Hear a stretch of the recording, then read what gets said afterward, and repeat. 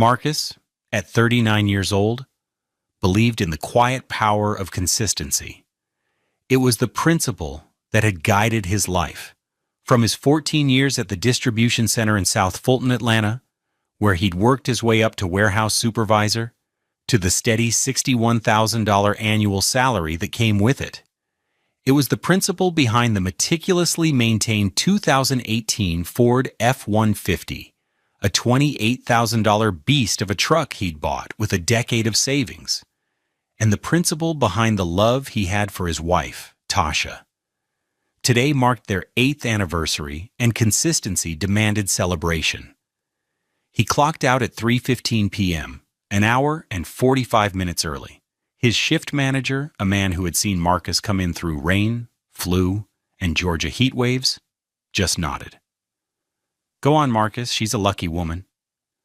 Marcus felt a swell of pride. He was a simple man, he knew that.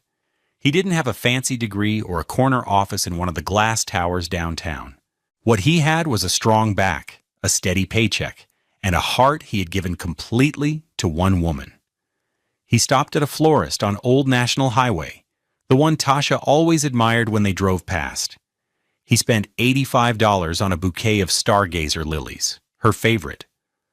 The scent filled the cab of his truck, a sweet, heavy perfume of anticipation. He imagined her face, the way her deep brown skin would seem to glow when she smiled, her dark eyes lighting up. He had the rest of the evening planned.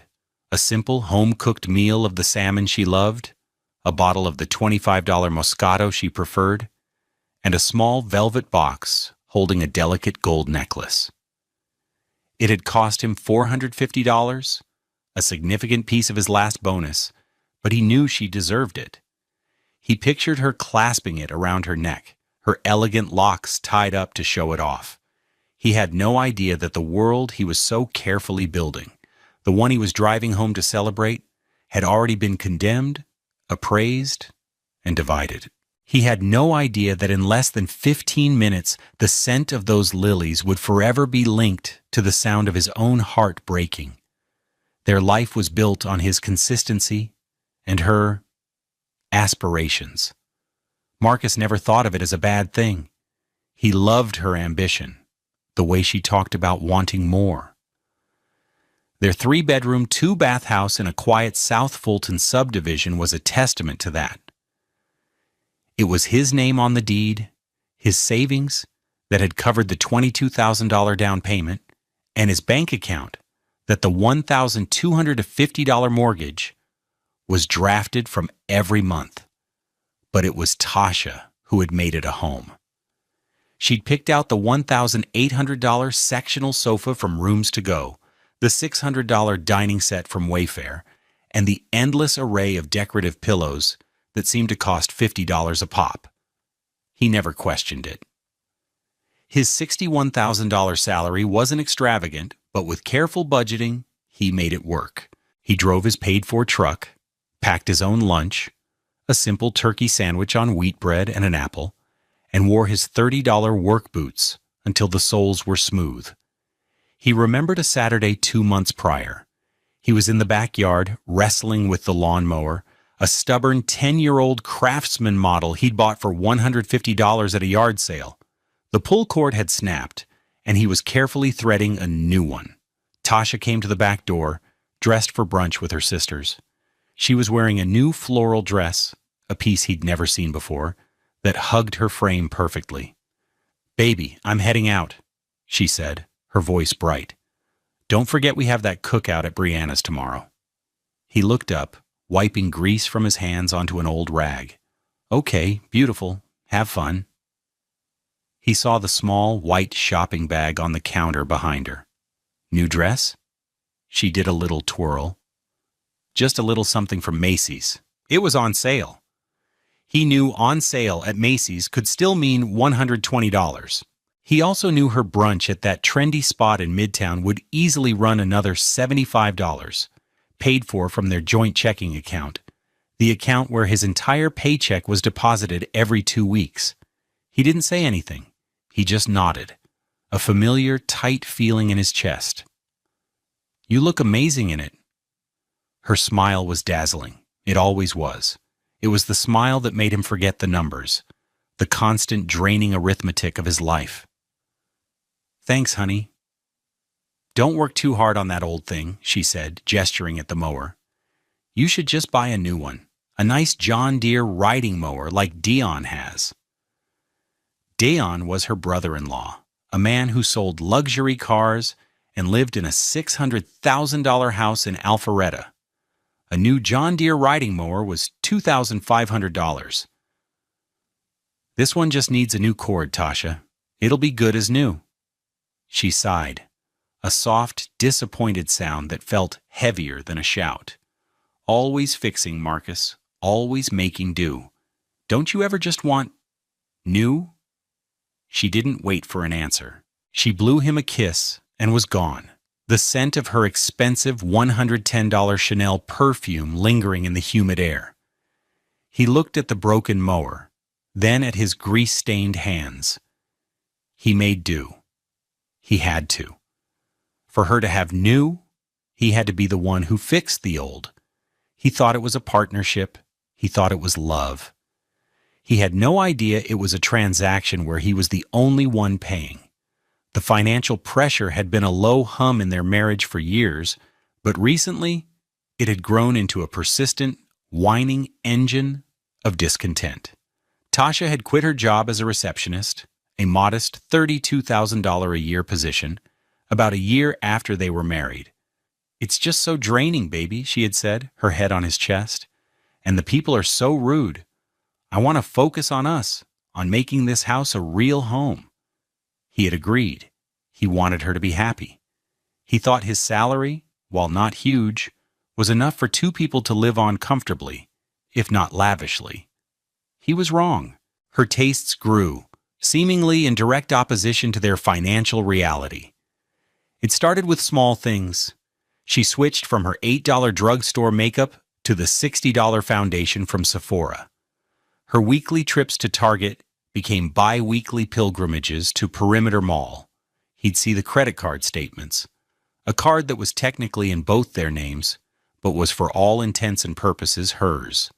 A $350 charge at Nordstrom, a $220 bill from a spa day with her sister, Brianna, a $400 weekend getaway to Savannah because she needed to get away from the city.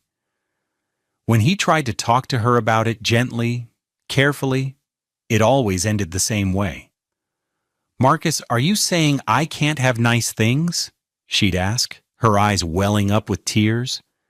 "Do you know how embarrassing it is when Brianna and Keisha talk about their trips to Cabo, and I'm sitting here talking about re-grouting the bathroom tile?" "That's not what I'm saying, Tasha. I just mean we need a budget. We need to track where the money is going." "You track it then," she'd snap, the tears vanishing, replaced by a cold fire. "You're the one who's obsessed with every single dollar. It's just money, Marcus.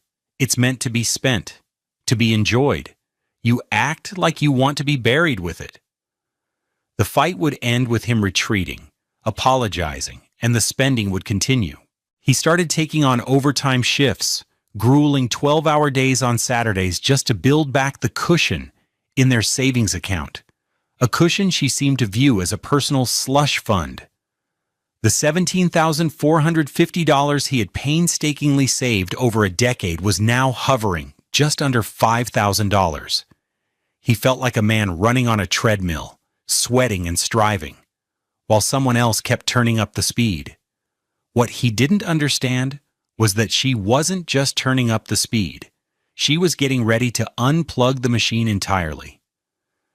The cruelty wasn't always about money. Sometimes it was smaller, sharper, and more personal. It was in the way she talked about his job, his life, his very essence. Her family, particularly her older sister Brianna and her younger brother Jamal, were the primary audience for these casual degradations. They were a tight-knit clan, and Marcus had always felt like an outsider, a guest with conditional visiting hours. One evening, about 4 months before the anniversary, they were at Brianna and Dayon's sprawling Alpharetta home for a family dinner. The house was a monument to conspicuous consumption, with soaring ceilings, gleaming hardwood floors, and a kitchen that looked like a showroom for Wolf appliances, a setup that easily cost over $50,000. Dayon was holding court, talking about a recent commission he'd made selling a $120,000 Porsche Panamera. And the guy didn't even blink. Wrote the check right there, Dayon bragged, sipping a glass of what he announced was a $90 bottle of Cabernet. Brianna, draped in a silk caftan that probably cost more than Marcus's monthly truck payment had been, smiled proudly. "My husband knows how to close." She then turned her gaze to Marcus, who was quietly eating his grilled chicken. "Marcus, how are things down at the box factory?" The table chuckled. Tasha laughed loudest of all. "It's a distribution center, Bree," Tasha corrected, but her tone was laced with the same mocking amusement. "He supervises the boxes." Marcus felt his face grow hot. He looked at his wife, expecting her to defend him, to say something, anything. Instead, she just smiled at her sister, a shared, secret look of superiority passing between them. He set his fork down. "It's a good job. It pays the bills." "Oh, we know it pays the bills, honey," Brianna said, her voice dripping with condescension. "Tasha tells us how hard you work, all those long hours. It must be so tiring, all that lifting." "I'm a supervisor. I manage a team of 20 people, coordinate inbound and outbound freight logistics for the entire Southeast region," Marcus said, his voice level, controlled. He was proud of his work, of the complexity and responsibility it entailed. Dayon waved a dismissive hand. "Logistics, schmogistics. At the end of the day, you're moving boxes for someone else. You're building someone else's dream, man." He leaned back, patting his stomach. "You got to get your own dream."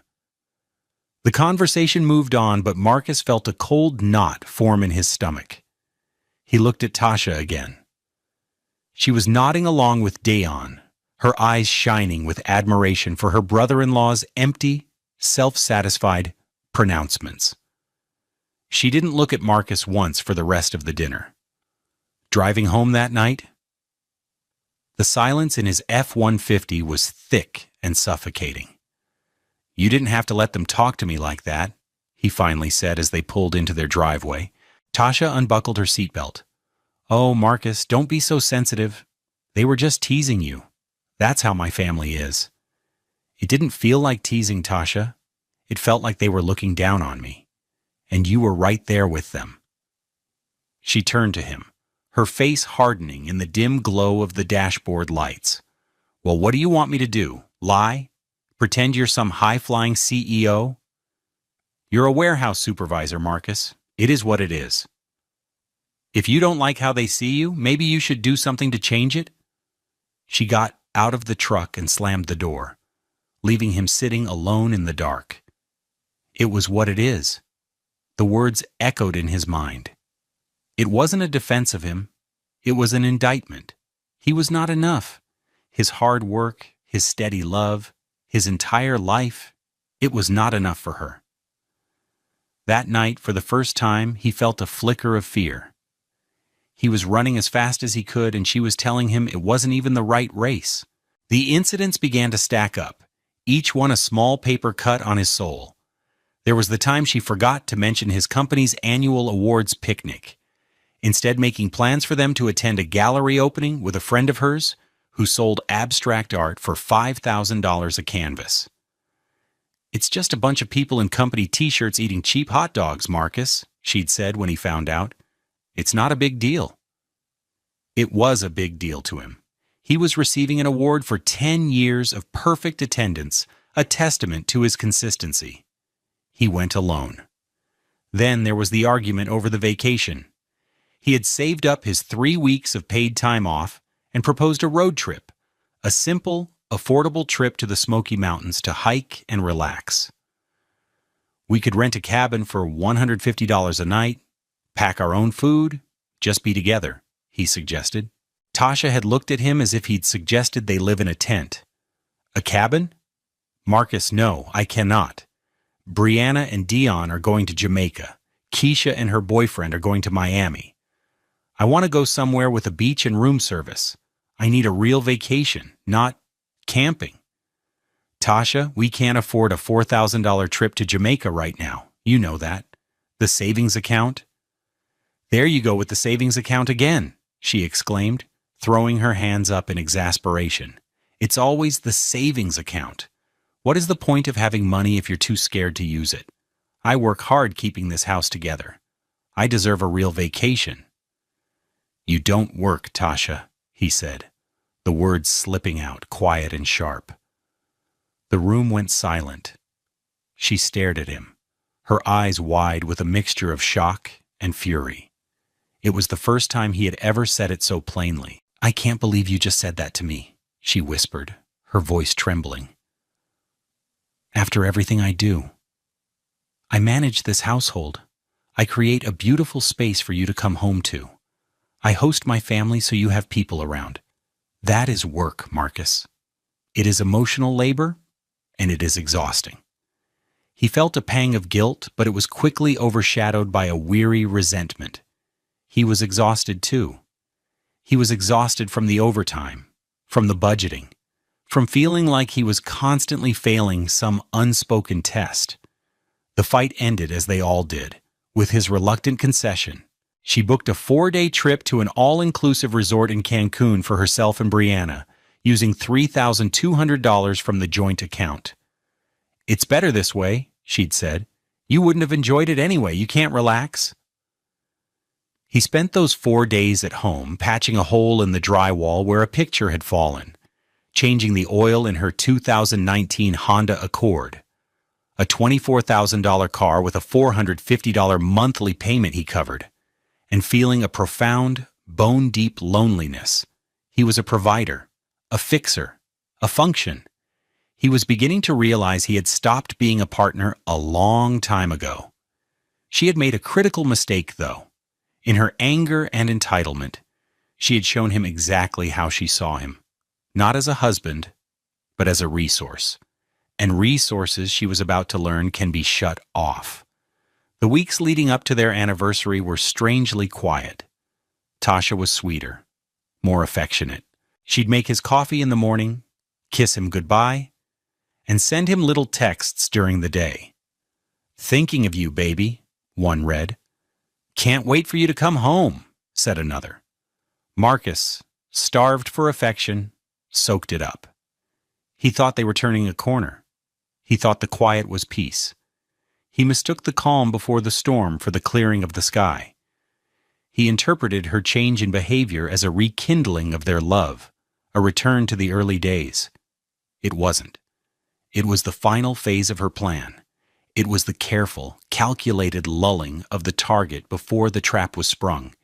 He was being fattened up with affection before the slaughter, and he was so hungry he never even saw the cage.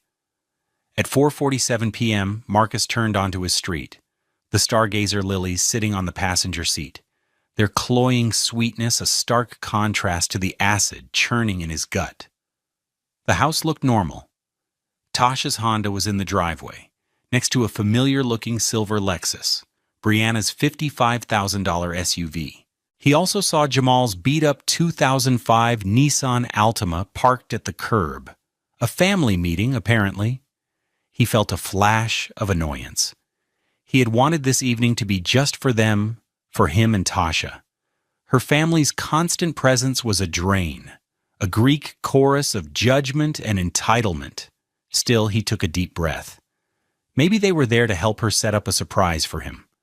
Hope, he realized later, was a stubborn, foolish weed. He parked his F-150 in the driveway, careful not to block Brianna. He grabbed the flowers and the small velvet box from the glove compartment, tucking it into his pocket. The air was warm and thick with the promise of a summer evening. He walked up the concrete path, his work boots feeling heavy. As he reached the front door, he heard voices from the open dining room window. Laughter. Tasha's laugh, high and clear, followed by Brianna's deeper, throaty chuckle. He smiled. It was good to hear her happy. He put his key in the lock, but before he turned it, a snippet of conversation drifted through the window, sharp and clear. It was Jamal's voice, young and greedy. "I'll take the truck. He won't need it where he's going." Marcus froze, his hand trembling on the key. The truck? His truck? What did he mean? He won't need it? He pulled the key back silently, his heart beginning to pound a frantic, heavy rhythm against his ribs. He crept closer to the window, staying in the shadow of the large azalea bush he'd planted 2 years ago. The flowers in his hand suddenly felt like a funeral wreath. "Jamal, you are not taking his truck," Brianna said, but there was no force in her voice. It was amusement. "Dion said we can probably get 20, maybe 22 grand for it if we sell it private party. We'll split that." "Split it? Why split it?" "Tasha, you said I could have it," Jamal whined. Then he heard his wife's voice, the voice he thought was his anchor. It was calm, practical, and utterly chilling. "We'll see, Jamal. Let's get through the big items first. The house is the main thing. The lawyer said, since his name is the only one on the deed, I'll have to file for separation and claim spousal support and equity. He said as long as I establish residency and he abandons the property, my claim is stronger. So, Monday, I'm going to tell him I need some space, that I'm not happy." Marcus felt the air leave his lungs. He leaned against the warm brick of the house, his legs suddenly weak. Abandon the property. The words were clinical, a strategy. This wasn't a spontaneous conversation. It was a planning session. Brianna spoke again, her voice like ice. "Just make sure you cry when you do it. He's a sucker for your tears. Tell him you need to go stay with me for a while to think. The second he's gone for work on Tuesday, we'll have the locks changed. The lawyer said that's critical. Possession is everything." "What about the bank accounts?" Jamal asked. "How much is in there?" "The joint account is almost empty. I moved most of it to my new personal account last week," Tasha said, and Marcus could hear the pride in her voice. "About 3,000. But his personal savings, that's the real prize. There's over 5 grand in there. He has it linked to the joint account for overdraft protection. I have the login. I wrote it down a few months ago when he was paying bills. He thinks I'm so bad with technology, he never even thought to question it." She laughed. A light, carefree sound. It was the ugliest sound Marcus had ever heard. "I made a list," Tasha continued. Marcus could hear the rustle of paper. "Okay, so the F-150, we agreed, we sell. The tools in the garage, Dion said his contractor friend will buy the whole lot for $1,000 cash. The television, the big one, the 65-inch Samsung he bought for the Super Bowl, that was $1,200. Brianna, you wanted that, right?" "Yes, it'll be perfect for the guest room," Brianna confirmed. "The new couch, we sell. The bedroom set, we sell. Jamal, you can have the old lawnmower," she said, and they all laughed again. A cruel, dismissive laugh that tore through Marcus like shrapnel. His mower. The one he was always fixing. He stood there, hidden by the bush, listening as his wife, with the help of her family, calmly and methodically liquidated his life.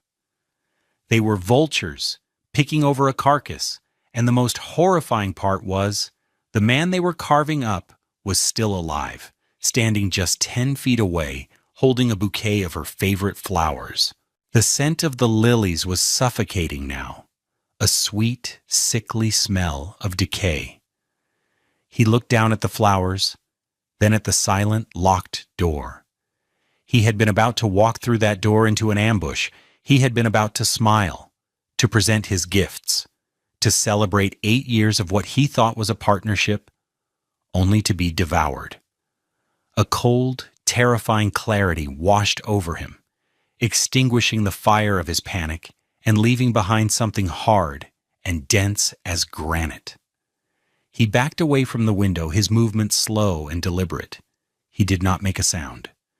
He walked back down the path, each step an act of supreme self-control. He got into his truck, the truck they had just sold for him, and placed the flowers on the passenger seat. He looked at them one last time, a monument to his own blindness. Then he put the key in the ignition, started the engine, and drove away. He didn't know where he was going. He just knew he could never go home again. Not to that house, not to that woman. The life he knew was over, but a new one, a life of cold, hard justice, was just beginning. They had made a critical mistake. They had underestimated the simple man who was good at fixing things. And he was about to fix this. The first few hours were a blur of numb autopilot. Marcus drove, the setting sun casting long shadows across the Atlanta highways, the city lights beginning to blur through the unshed tears in his eyes. He ended up in the parking lot of a 24-hour Kroger on Cascade Road, the lilies still perfuming the cab of his truck. He sat there for a long time, the engine off, the sounds of his wife's voice playing on a loop in his head. He's a sucker for your tears. I have the login. He won't need it where he's going. He finally got out, walked to a trash can near the entrance, and shoved the $85 bouquet deep inside, followed by the $450 necklace, still in its velvet box. He didn't want the money back. He wanted to erase the intention, to discard the love he had so foolishly invested. As he turned back to his truck, his phone buzzed. It was Tasha. "Hey, baby, where are you? Getting hungry over here." The text was accompanied by a kissing face emoji. His fingers trembled as he typed a reply. He had to be normal. He had to be the predictable, simple Marcus she thought he was. That was his only weapon now. Her arrogance was his shield. "Hey, sorry, got held up at work. A shipment came in late. Be home in a bit," he typed. It was a plausible lie. It had happened before. "Okay, hurry. I have a surprise for you." The heart emoji felt like a punch to the gut. A surprise. He knew what the surprise was. It was a performance, a prelude to his own execution. He needed to play his part perfectly. He drove to a cheap motel off the interstate, the kind with flickering neon signs and doors that opened directly to the parking lot. He paid $72 in cash for one night. The room smelled of stale smoke and bleach. He sat on the edge of the stiff polyester bedspread and took out his phone. He opened his banking app. There it was, the joint checking account, balance $3,147.28, and below it, his personal savings account, balance $5,281.90. He stared at the numbers. His money. The product of thousands of hours of his life, of sweat and exhaustion. She had called it the real prize. He felt a surge of cold fury. This was not about a broken heart anymore. This was about survival. He spent the next hour online, researching. Legal separation in Georgia. How to freeze bank accounts. Changing direct deposit. He was a supervisor. He managed logistics. This was just another kind of logistics. It was about assets, timelines, and execution. It was a problem to be solved. At 9:30 p.m., Tasha called. He let it ring 4 times before answering, trying to sound tired and annoyed from work. "Hey," he said, his voice rough. "Marcus, where are you? You said you'd be home soon." Her voice was laced with a slight impatience. Her plan had a schedule, and he was disrupting it. "I'm so sorry, baby. It's a mess down here. The night shift manager called out sick, and I have to cover for a few hours until they can find a replacement. I feel terrible about tonight." He hated the lie, hated the feel of it in his mouth, but it was a necessary tool. He heard her sigh, a sound of theatrical disappointment. "Oh no, on our anniversary? That's awful." There was a pause. He could almost hear the gears turning in her head, recalculating. "Well, okay. I guess it can't be helped. Just come home as soon as you can, okay? Don't be too late. I won't, I promise. I love you, he said, and the words tasted like ash. I love you too, she replied, her voice smooth as silk. She believed him. Of course, she did. He was just simple Marcus, the man who fixed things, the man who always came home. After he hung up, he sat in the silence of the dingy motel room and let himself feel it all, for a full 10 minutes. The grief, the rage, the humiliation. He thought of her laughter. He thought of her brother claiming his truck. He thought of them picking over the bones of his life, like it was a weekend yard sale.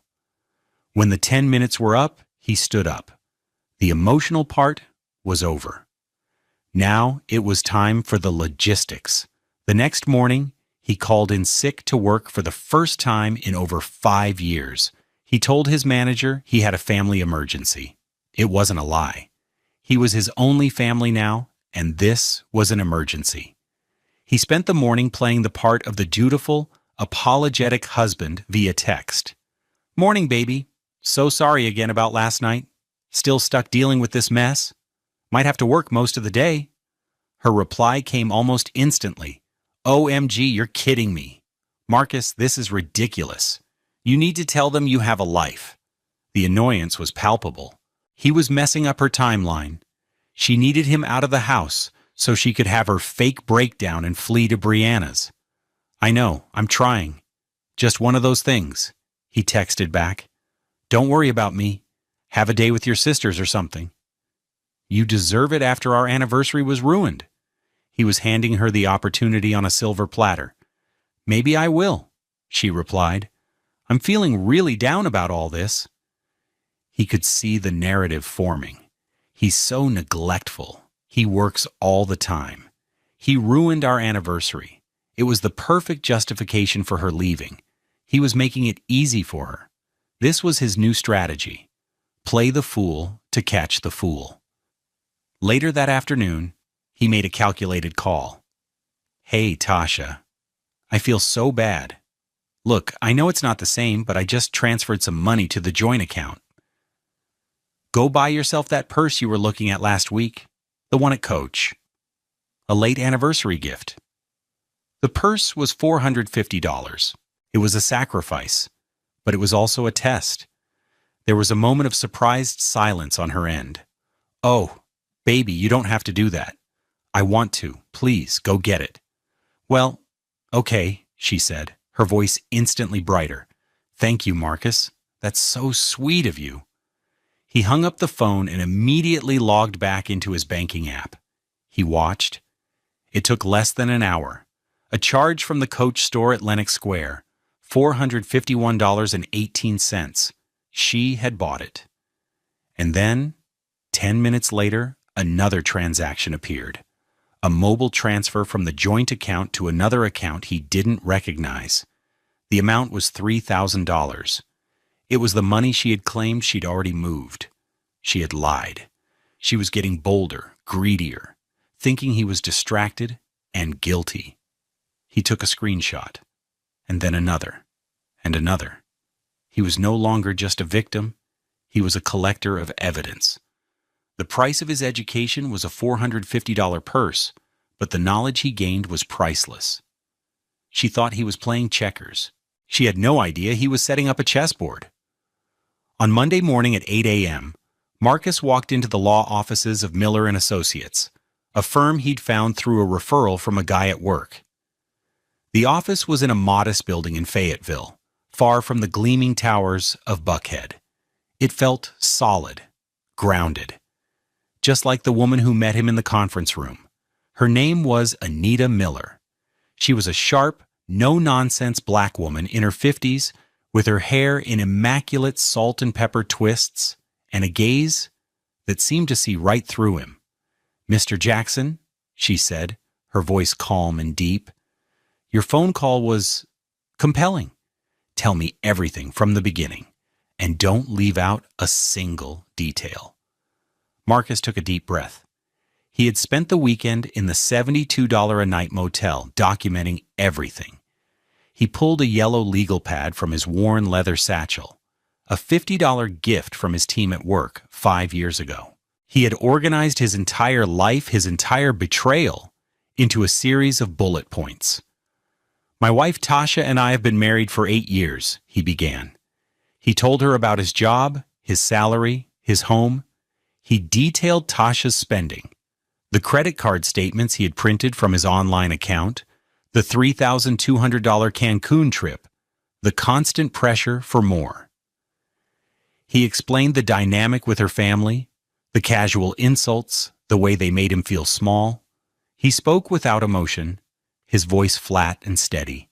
He was a supervisor delivering a report. Then he got to Friday. He described coming home, the lilies, the voices through the window. He repeated the conversation verbatim, his memory seared with every cruel word. Jamal said, "I'll take the truck. He won't need it where he's going." Brianna said they could get 22 grand for it. Tasha had a list. Anita Miller listened, her face unreadable. She didn't interrupt. She just made small, precise notes on a pad of her own. "She has the login to my personal savings account," Marcus continued, pushing a printed statement across the table. She thought she had already emptied the joint account, but she was lying. "On Saturday, I baited her. I told her to buy a purse as a gift." He explained the test, showing her the screenshots from his phone. The charge from Coach, followed by the $3,000 transfer to an unknown account. That's grand theft by deception in the state of Georgia.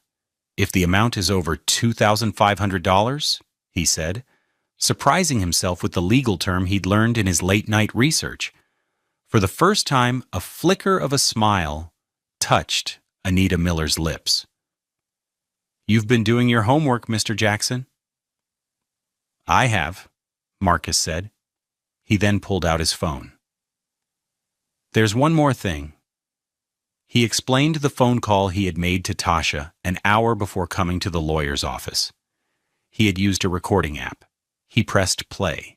His own voice came through the speaker, sounding tired and defeated. "Tasha, listen. I think you're right. Things have been tense. Maybe you do need some space. Maybe you should go stay with Brianna for a few days." Tasha's voice, dripping with false sympathy, replied, "Oh, Marcus, are you sure? I don't want to leave you." "I'm sure," his recorded self said. "I think it's for the best. We need to figure things out." "Okay, baby," she'd said, her voice brightening. "If you really think so, I'll pack a bag and head over there this afternoon. We can talk in a few days." The recording ended. Marcus looked at the attorney. "She thinks I'm giving her what she wants. She thinks I'm abandoning the property. She's going to go to the house this afternoon, and tomorrow her plan is to change the locks." Anita Miller leaned back in her chair, a look of grim satisfaction on her face. "Mr. Jackson, you are not the man your wife thinks you are. That is your greatest asset." She leaned forward again. "Here is what we are going to do. Your name is the only one on the deed to the house? Yes, I bought it before we were married. And the truck? Mine, paid in full. Title is in my name only." "Excellent," she said. "The savings account is in your name only, correct?" "Yes." "Okay. First, you are not going to say another word to her or her family, not one. You will block their numbers after we are done here. Second, we are going to file for legal separation today. I'll have the petition drafted and filed by lunch. We will cite irreconcilable differences and financial malfeasance." She looked at his screenshots. "This little maneuver with the $3,000 is a gift. Third, you will go directly to your bank. You will close the joint account. You will open a new personal account at a completely different bank. You will move your savings into it immediately. You will then go to your HR department and reroute your direct deposit to this new account. All of this must be done today." She paused, her eyes locking onto his. "She is planning to change the locks on your house tomorrow. You are going to beat her to it. You will go to your home this evening with a locksmith and you will have every lock changed. You are not abandoning your property. You are securing it." "What about her things?" Marcus asked, the thought of it making him feel sick. "We will arrange a time, with a police escort present, for her to retrieve her personal belongings. Anything purchased with joint funds during the marriage is marital property and will be divided by the court. But given her fraudulent behavior," she tapped the screenshot of the $3,000 transfer, "we are in a very, very strong position to argue that she has already taken her share, and then some. Her plan to seize your assets is premeditated and documented thanks to you." Marcus felt a wave of relief so profound it almost made him dizzy. He wasn't crazy. He wasn't alone. He had a plan. He had an advocate. "What is this going to cost?" he asked, the practical side of him taking over. "My retainer is $5,000, Anita said, "and I bill at $450 an hour. Based on what you've shown me, Mr. Jackson, I'd say it's the best money you'll ever spend. She and her family tried to strip you of everything you've ever worked for. We are going to make sure the only thing she leaves this marriage with is her expensive purse and a very hard lesson in underestimation." Marcus pulled out the checkbook for his savings account, the one Tasha didn't know he had. He wrote a check for $5,000 to Miller and Associates without a moment's hesitation. It felt like buying his own freedom. The strike was executed with the quiet precision of a logistics expert. Marcus left Anita Miller's office at 10:15 a.m., a man with a mission. The grief and shock had been transmuted into pure, cold focus. This was now a series of tasks on a checklist. Task 1. Secure the finances. 10:45 a.m. He walked into a branch of a local credit union, miles from his neighborhood.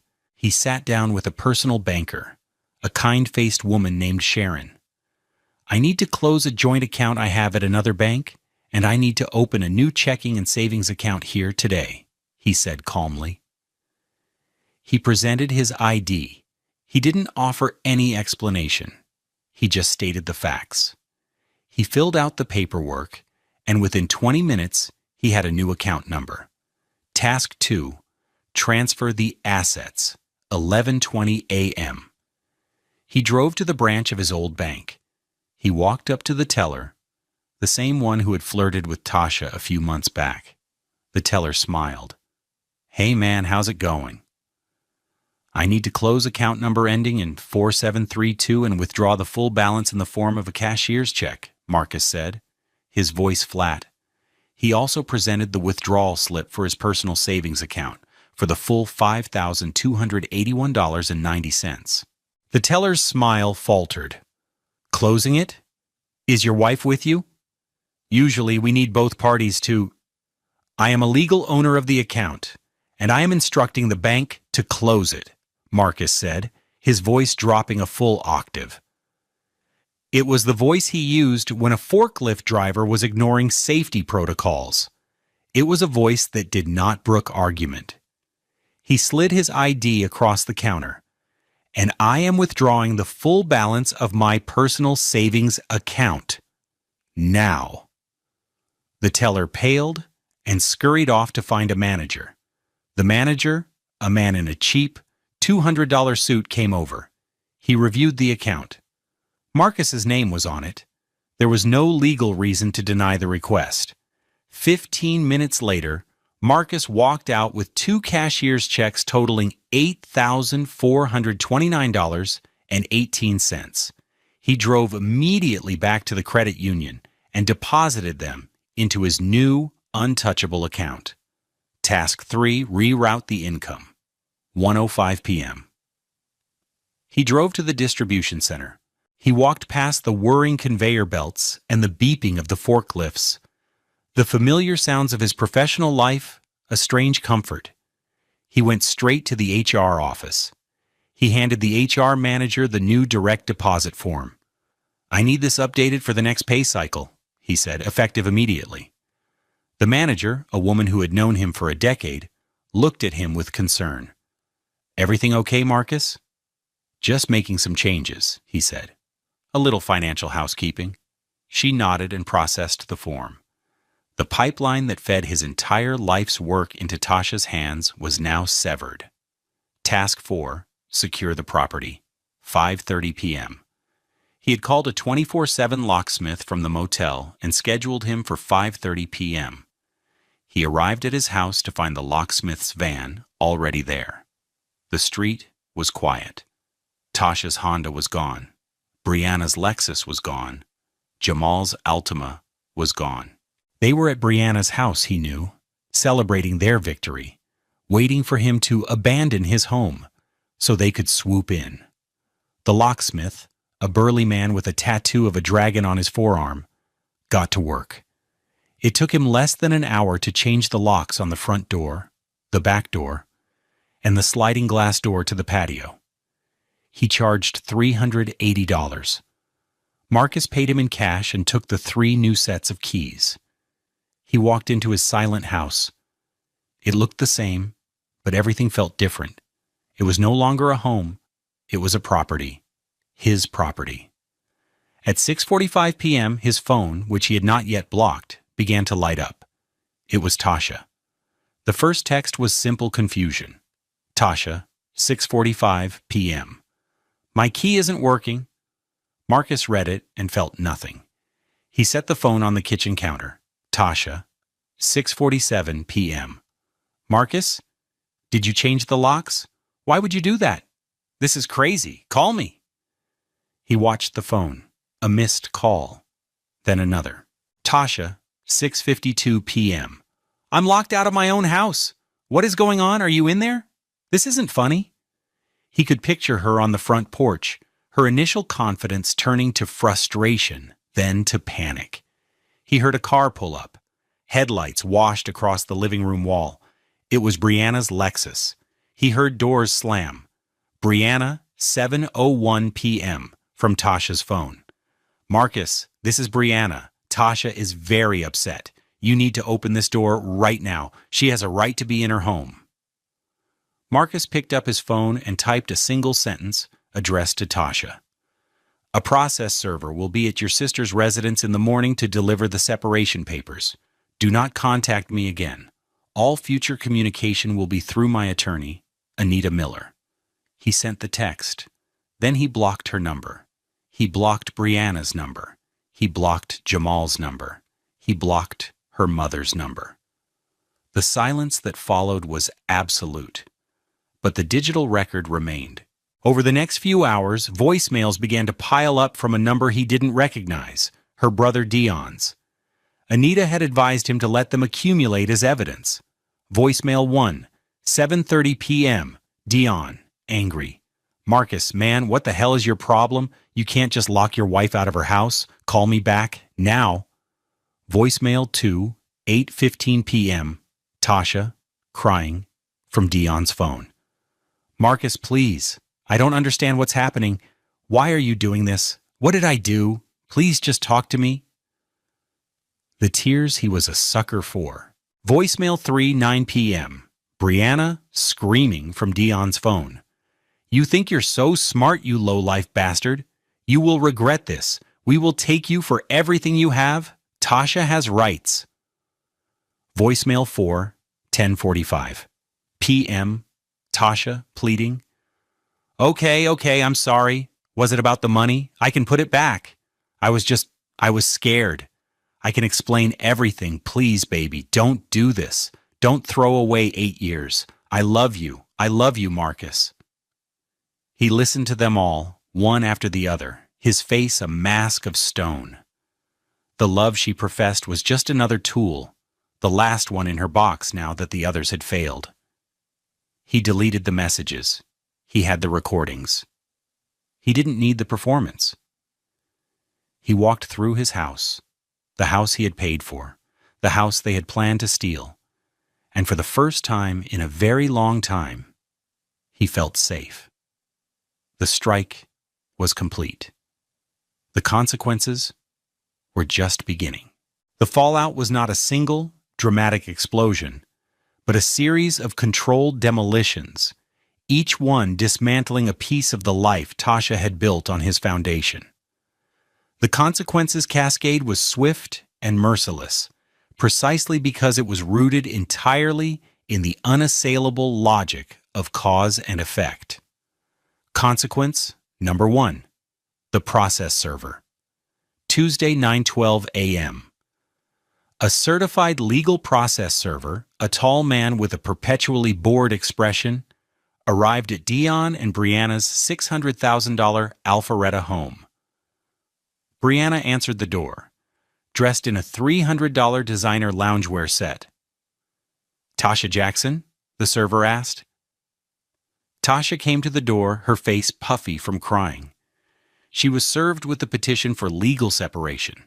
The papers detailed the date of separation as the previous Friday, the day Marcus overheard the plot, and cited financial malfeasance, specifically referencing a fraudulent transfer of $3,000.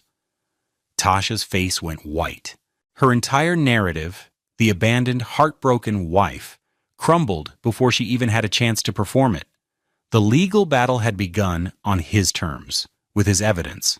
Consequence number 2, the financial blackout. Tuesday, 1:30 p.m. Tasha, desperate, drove her 2019 Honda Accord to the bank.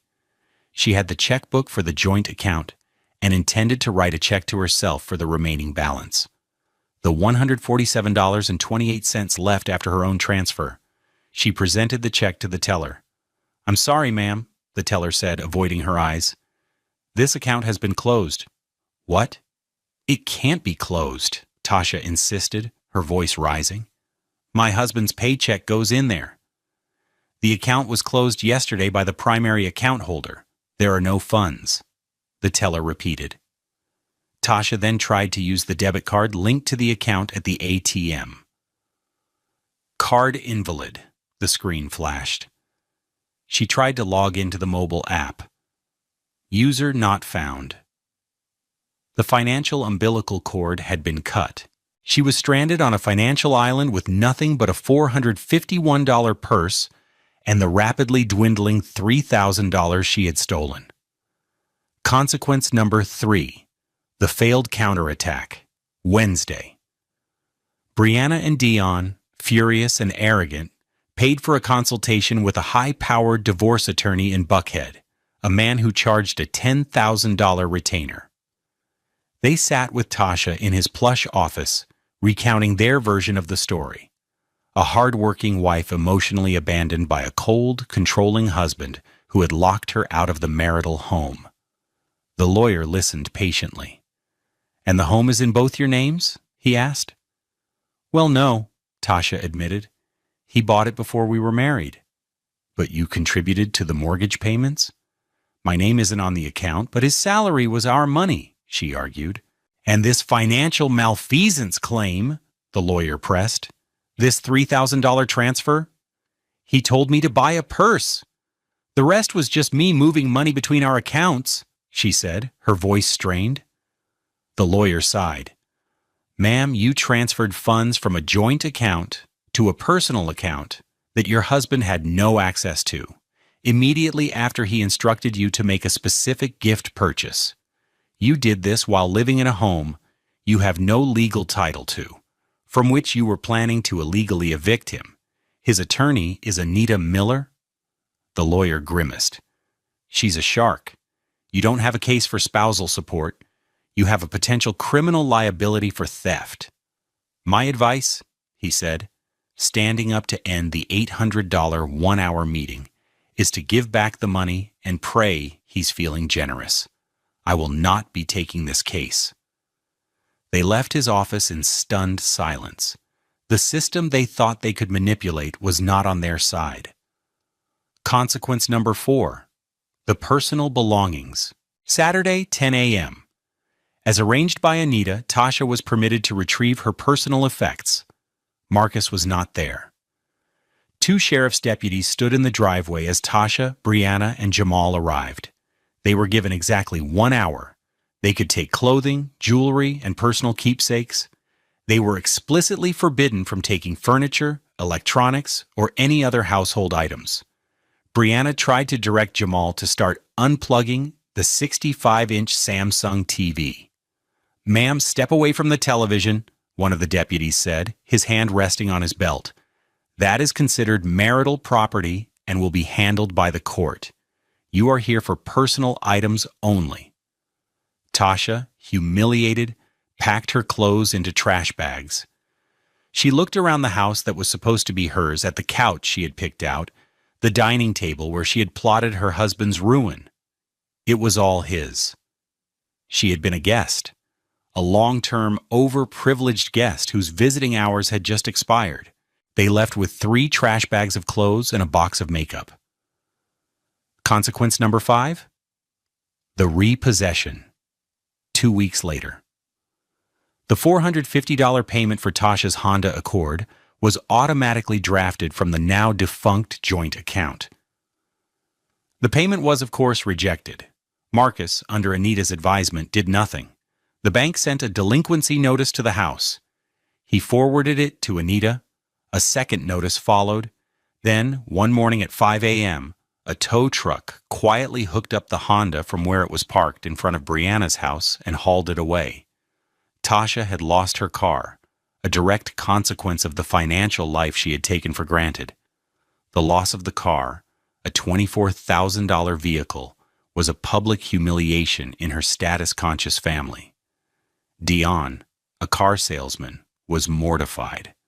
The cracks in the family's united front began to show. The cascade continued. Tasha, with no income and no savings, became a permanent and unwelcome guest at her sister's house. Her presence, once a source of sisterly bonding, became a strain on Brianna's marriage and finances. Jamal, who had been promised a truck, got nothing. The family, once united in their greed, began to bicker and blame each other for the failure of their perfect plan. They had tried to steal a kingdom and had ended up losing the one thing they thought they could always count on: the quiet, steady labor of the man they had so fatally underestimated. 1 year later, the rain fell in soft, rhythmic sheets against the window of a small, tidy office in a warehouse complex near Hartsfield-Jackson Atlanta International Airport. It was a cleansing rain, washing the dust from the asphalt, making the world seem new. Inside, Marcus sat at a simple, $200 metal desk, a stack of invoices on one side and a thermal mug of coffee on the other. The sign on the door, stenciled in clean black letters, read, "Jackson Freight Logistics." The resolution of his legal separation had been swift and brutal for Tasha. Faced with irrefutable evidence of premeditated fraud, she had been advised by her new, less expensive lawyer to settle. She walked away with her personal clothing, her makeup, and a one-time payment of $10,000, which Anita Miller had negotiated down from her initial demand of half the value of the house. From that $10,000, she had to pay her own legal fees, which amounted to nearly $4,000. Her net profit from 8 years of marriage and one failed coup was a paltry $6,000, less than the cost of the retainer she had paid the first lawyer. Marcus kept the house, the truck, his savings, his pension, and his dignity. He had sold the house in South Fulton 6 months ago.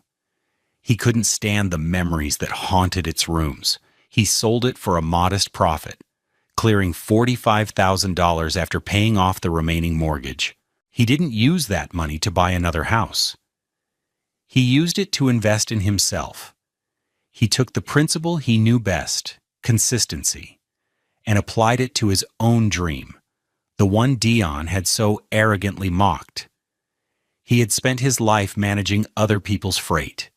He knew the routes, the clients, the rates. He used his network, the connections he had built over 15 years of being reliable and fair. He took $35,000 of the money from the house sale and made a down payment on a used but well-maintained 2017 Freightliner Cascadia, a Sirius rig that cost $75,000. He used his pristine credit to finance the rest. He kept his job as warehouse supervisor, working his 40 hours a week and on weekends, he started driving. He took the short-haul routes nobody wanted, the late-night runs from Atlanta to Chattanooga, from Macon to Birmingham. It was grueling work, but it was his. Every mile driven, every invoice paid was for him. The first month, he cleared a profit of only $1,500 after fuel and insurance. The second month, it was $2,200. Within 6 months, he had enough consistent business to hire his first driver, a reliable older man he knew from his old job. Now, a year later, Jackson Freight Logistics owned 2 trucks and had 3 drivers. He was clearing over $15,000 a month in profit after all expenses.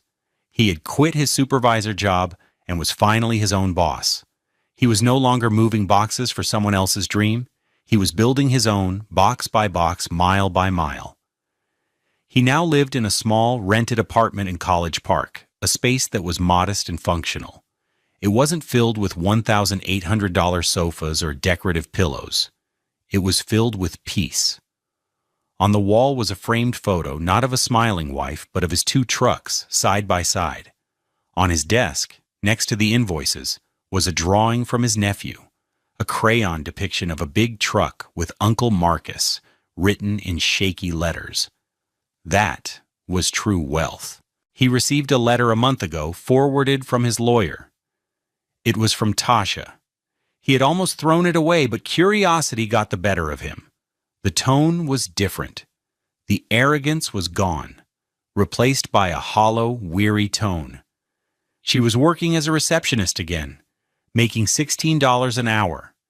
She was living in a small apartment with Jamal, who was constantly asking her for money.